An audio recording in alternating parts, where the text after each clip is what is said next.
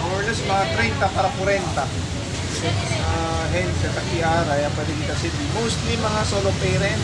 Sila mga documents na bisita man naman notarize na nila requirements para sumete na opisina de solo parent.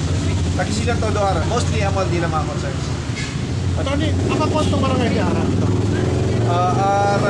Mga if my memory serves, ika-5 or ika-6 na barangay.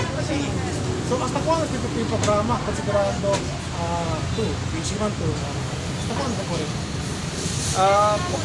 El new schedule is up to this, at the end of the year, yeah. So, dyan naman sa mga platted schedules kada barangay, kay, kung start kami, hasta araw, dyan na mga barangay stand request, yeah. So, kasi lang kami every weekend, so until this year, dyan na sa platted mga barangay, follow lang natin yung Facebook para pwede kami dalinilang abla si Donde kami next barangay. Sabi yung next week talaga kami na Tumaga, barangay Tumaga.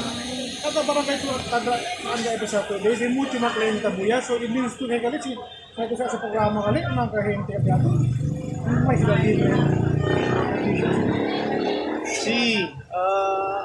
Liberasan Cell, mga gente alegre, kita pwede kita dali libre servisyo, specialmente ng mga notarization del mga affidavits, del mga documents nila kay este pago ang mga tabla yon na from the very beginning el niyo intention was to serve dali sa servisyo ng mga indigent and naman tama kita ta pwede saka out of the mga takabaan na nato na barangay. Then last ito yung activity na San Roque, kaya mga problema ng Chera. Ang iba tayong Chera sa problema. Tiene conmigo en consol uno enante, cuestión de Chera, uno lang, este día. Sí. So, ako magka-problema ng birth certificate, kailangan yung proseso para magkaroon pa kami.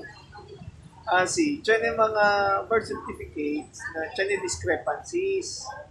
So, like, a letter, kambiyahan, no?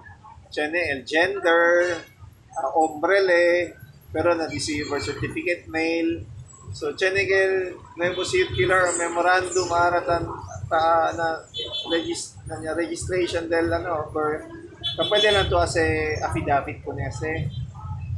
Basta tiene tus dos gente que man witness contigo para habla na indeed, este gente si for example, tiene el problema na su gender, habla kahit sila na hombre, hindi muerto na nace con él. Or el spelling, yung kambiyahan lang sila yung letters. Okay.